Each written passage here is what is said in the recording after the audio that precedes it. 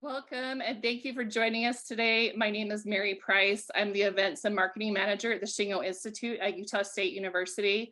I'm excited to have Patrick Adams with us today. Patrick is the author of the best-selling book, Avoiding the Continuous Appearance Trap, which received the Shingo Publication Award earlier this year. Patrick is an internationally recognized leadership coach, consultant, and professional speaker. He is best known for his unique human approach to sound team building practices, creating consensus and enabling empowerment. If you haven't had a chance to read the article Patrick wrote on the topic we're discussing today, I would encourage you to visit our website, shingo.org, click the media tab and select the blog. You'll find the article there. It's titled Avoiding Continuous Appearance. Patrick, thank you so much for joining us today. I'll turn the time over to you. All right. Thank you, Mary. I so much appreciate it. And thank you for all you do at the Shingo Institute and for everything that the Shingo Institute does for all of us, lean practitioners and coaches, consultants that are out there listening in. So thank you again. I'm excited to be here. Excited. Thank you for the introduction and also obviously very excited about the Shingo Award for the book. Super excited to get out to Utah for the Shingo conference. So hopefully I'll see some of you there. But again, my name is Patrick Adams, and I'm going to dive right in because we only have 25 minutes for a presentation and then some time for questions. So let me move ahead. So avoiding the continuous appearance trap. I've had a lot of people ask me, why the title? Where did this come from? What is continuous appearance, right? Is this the title of your book? And what I want all of you to know is just a little bit of my background, because I think that this will help you to understand a little bit more about the book and about continuous appearance versus continuous improvement. So earlier in my career, I worked for two companies. And these two companies were very, very similar at the surface level, right? So if you were to walk into either of these companies, both of them were very similar. Both companies would say that Lean or Six Sigma were their continuous improvement methodology that they use. Both had very similar visual management, or like artifacts, what I call. If you were to walk in, you would see 5S activities going on. You'd see different colors, visual management tape on the floors. You'd see value stream maps on the walls. You'd see similar KPIs like safety, cost, quality, delivery, maybe culture or morale. Both had very similar org structures, right? So in walking through these two companies, they would look very, very similar at the surface level. However, underneath everything at the surface level, things were very different. In fact, one of those companies had a very terrible culture. The turnover was through the roof. The KPIs were in the dumps, right? People hated to work there. It was just a terrible place for people to work at, and people could feel that, right? The other company had an amazing culture. In fact, they had what I would consider a true culture of continuous improvement to the core.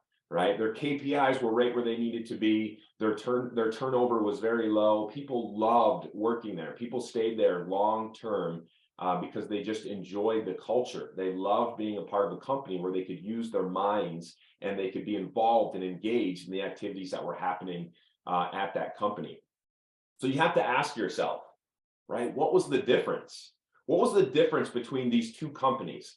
I was fortunate enough to work under both of those companies, and I learned a lot about both of those companies, the cultures and what was underneath them. And that's really what you find in the book, Avoiding the Continuous Appearance Trap. So the one company, I would, as I said, I would consider them having a true culture of continuous improvement. In the book, I call them company continuous improvement.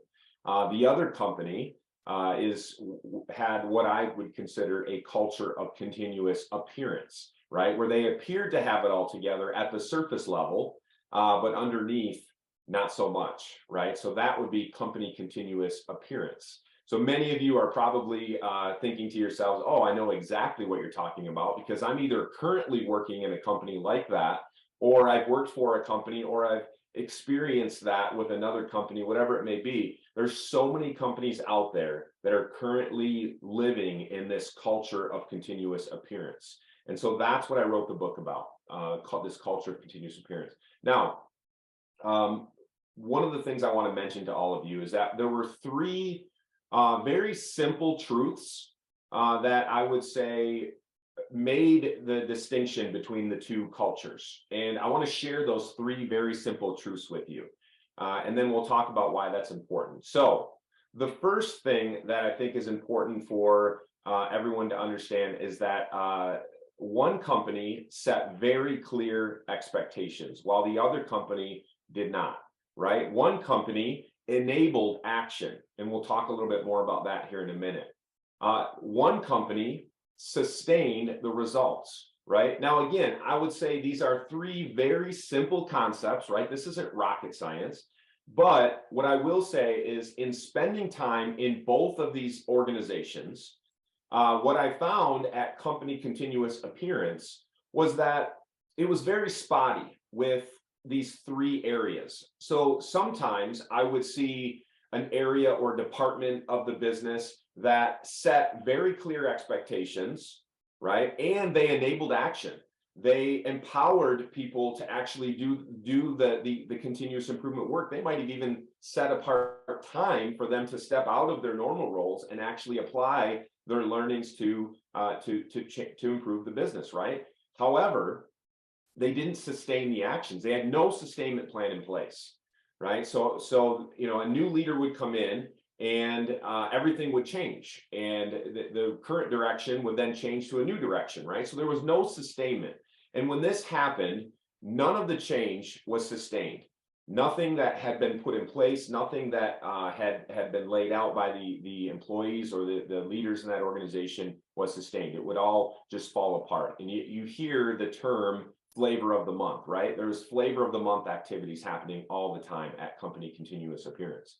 Another thing that I saw that happened sometimes in certain departments or certain areas of the business, we would have an area where they would enable action. They would give the team members time to actually make improvements. They would set apart teams to be able to solve problems, right? They had a great sustainment plan in place in that particular department or that area of the business, meaning they'd have some type of audit, or they'd have a follow-up, a layered process audit of some sort. They'd have leaders out there checking to make sure that some of the action that was happening was actually sustained. However, in the beginning, they never set clear expectations.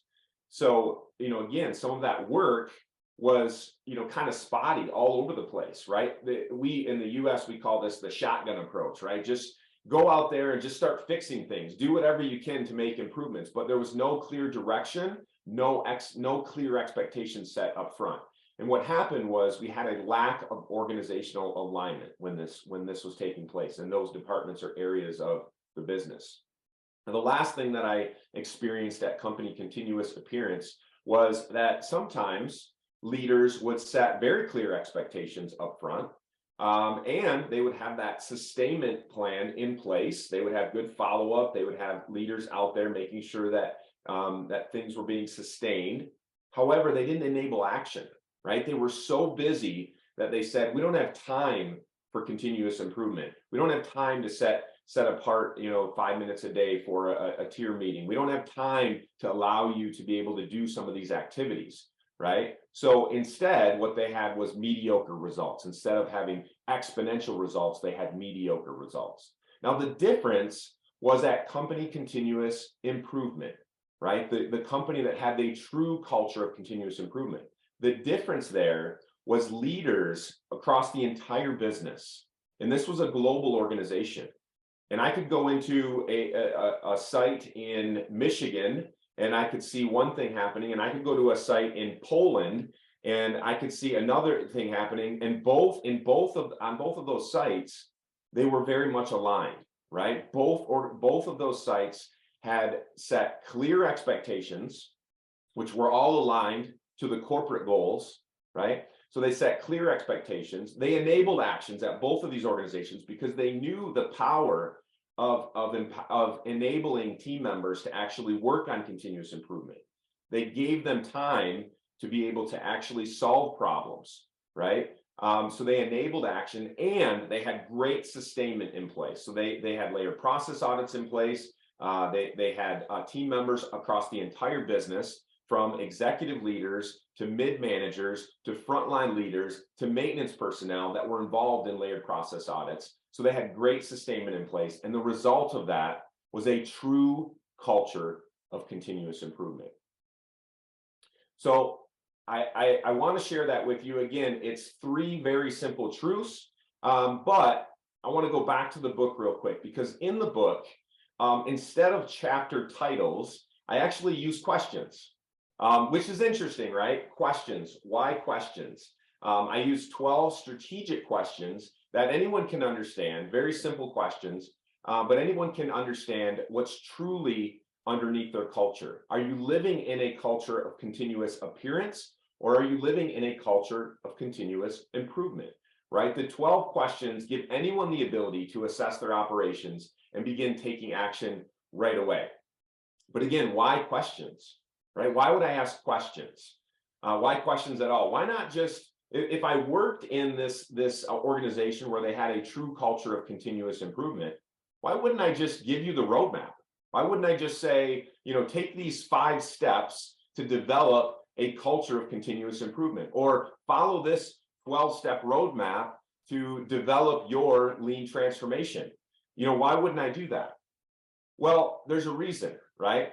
So I want to give a quote by John Shook. If you're not familiar with John Shook, John was he was the first American that worked at Toyota in Japan. He was also part of the NUMMI project, which was a partnership with Toyota. So John has a ton of experience. If you're unfamiliar with him, and if you're not familiar with NUMMI, I would definitely recommend going out and checking out NUMMI.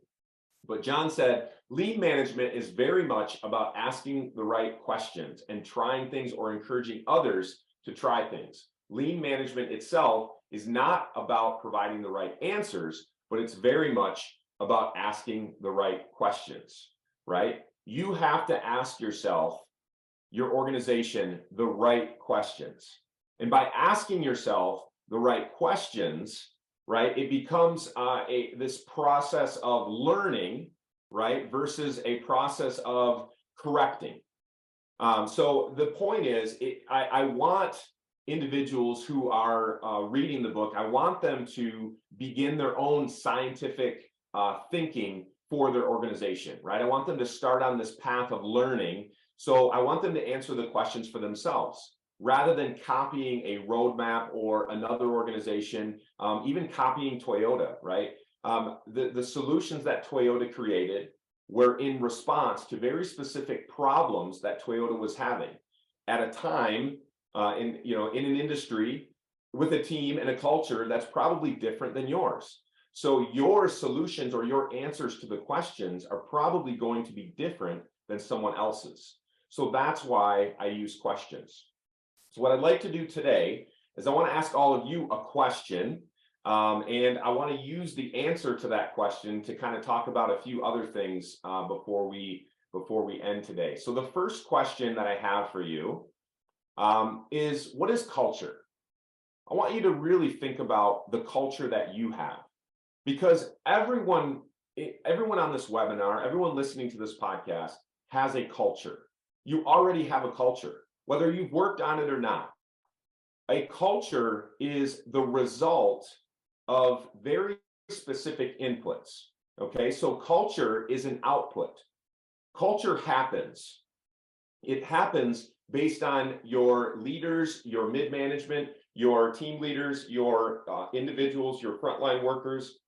It happens because of their behaviors, their actions, their beliefs, right? The things that they do, where they spend their time, all of those are very specific inputs to what then becomes an output, your culture, right? So that's how I really think about culture, right? So for organizations or for leaders that I've worked with, many leaders who ask the question, why is our culture not changing? I want a learning culture. I want a culture of continuous improvement.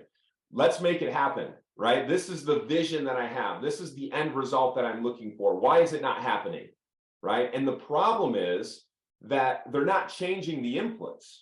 All they're doing is trying to change the output without doing any work to the inputs up front, right? So what is the definition of insanity, right? What's the definition of insanity? The definition of insanity is doing the same thing over and over again, but expecting different results, right? So many leaders are out there saying, I want a different culture. I want a learning culture. I want a different result. I want a different outcome, but they're not changing the inputs, right? That's complete insanity. Leaders have to rewind. They have to look back and they have to go, okay, let's look at the inputs. Let's look at our behaviors. Let's look at our actions. Let's look at the beliefs, the areas where our leaders are spending their time, right? That's what we have to look at. Those are the inputs that we can change, right? If we want to change the culture. Now, I want to ask you another question based on what I just said. Can you really change culture, right? If culture is an output, can you really change it? Do you believe that it's possible to actually change your culture, to actually change the outputs? If you did change the inputs, would the output be different? That's my question for you next. So you guys had a poll. I'm not sure what the results of that poll were yet at this point, but I want to share with you, or you have a poll. Now you have a poll. So I want to share with you a study that was done by McKinsey. And if we as leaders want to change the trajectory of an organization, if we want to change the culture, right, that means people will have to change. And this is very difficult. Humans are difficult sometimes to work with. Change is difficult for people, right? So McKinsey did a really great study, and they worked with a large number of individuals, and they asked them all the same question. They asked them, what would it take for you to change? If we came into your organization, what would it take for you to change? And this was the results of what the McKinsey found. So they said, people said, I will change if, number one, I understand what's being asked of me and it makes sense, right? I understand what's being asked of me and it makes sense. So people seek congruence between their beliefs and their actions, right? Believing in the why inspires them in support of change, right? They have to understand why, and it has to make sense to them, number one. Number two, McKinsey found that people will change if I see my leaders, colleagues, and staff behaving differently. This is a big one, right? Role modeling. People mimic individuals and leaders that surround them, right? So, leaders, they have to walk the walk. They can't just ask people to do a certain thing. They have to actually walk the walk. They can't just talk the talk. They have to do what they say, right? So that's an important one. Number three, they said, I will change if I have the skills and opportunities to behave in a new way, right? The old saying, you can't teach a dog new tricks. Throw that out the window. You can teach a dog new tricks. Give them the skills, give them the abilities, teach them, help develop them, coach them, because that's what they need in order to accept the change that you're offering to them. Number four, they said, I will change if I see our structures, processes, and systems support the changes I am being asked to make, right? We can shape behavior, but all too often organizations, because of the structure or the systems, they reinforce the wrong things. People come to work, they want to do a good job. They don't come to work to sabotage the business intentionally. They come to work and they're working in broken systems. We need to fix the systems and give people an opportunity for success. All right. So I want to ask you a question before we close up today. Last question that I have for you. What are your next steps? Right? This has been 20 minutes of your time and I don't want it to be wasted. I want you to really ask yourself. In fact, I would recommend writing it down. What's one thing that you will do differently after this 30 minutes that you've spent in this webinar? What's one thing? Just write it down. Put it on your computer screen. Put it on a Post-it note. Put it on your desk. What's one thing that you'll do differently today that will change the trajectory of where you're heading? Remember, culture is an output. It's a result of certain behaviors, certain beliefs, certain actions, right? So ask yourself, where are you spending your time as a leader in your organization? Maybe the one thing that you write down on your Post-it note is that you're going to spend more time at the Gemba, the place where the value add work is being done. Maybe today you're going to block time every morning to go out and attend a huddle, a tier meeting in your business. Maybe you're going to attend one every single day. Maybe you're going to go do a layered process audit once a week. Maybe that's the one thing that you're going to do differently. The one input that you're going to change that's going to affect the culture, the result, right? Don't live in this constant state of insanity. Be ready to change yourself, right? Take those steps yourself so that you can see the change in your organization. So with that, Mary, I want to open it up for questions. Perfect. Thank you so much, Patrick. Before we go to our Q&A, I just wanted to mention, you mentioned it already at the beginning, but you will be teaching a workshop at the 35th Annual Shingo Conference. It's going to be on May 24th. It's in Provo, Utah. You can learn more about the workshop at shingo.org/events. The workshop's included in your registration fee for the conference. Great. We have a question from Ken. He asks, what is the easiest way to get my leaders to read your book? Good question. I would say first and foremost, again, you have to walk the walk, right? So I would say get the book yourself first, read the book yourself. There's an assessment. There's a free assessment that you can actually download as well. So do the assessment yourself, score yourself, your organization, read the book, grab a couple of those nuggets, those good nuggets yourself, and then share them with your team. Talk about the learnings that you had from the book and how you're going to apply them yourself. And then go out there and start talking about it. Be an ambassador for change, right? The other thing that I would suggest is start a book study. There's many organizations that will do book studies using the book. We're actually working on a workbook to go along with the book itself. That'll come out later this year.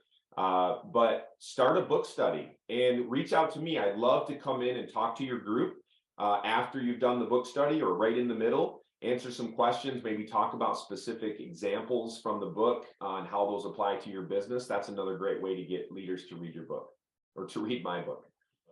I did see a couple questions pop in here real quick. Where's the assessment? So the assessment is every chapter in the book adds very specific questions to the assessment. And then at the end of the book is the full assessment. You can also go to our website at findleansolutions.com and you can download the assessment there.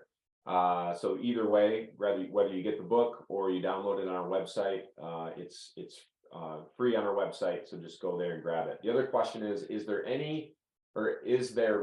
added value in putting your expectations, sustainability plan, and action in writing? There's always value in putting thoughts in writing.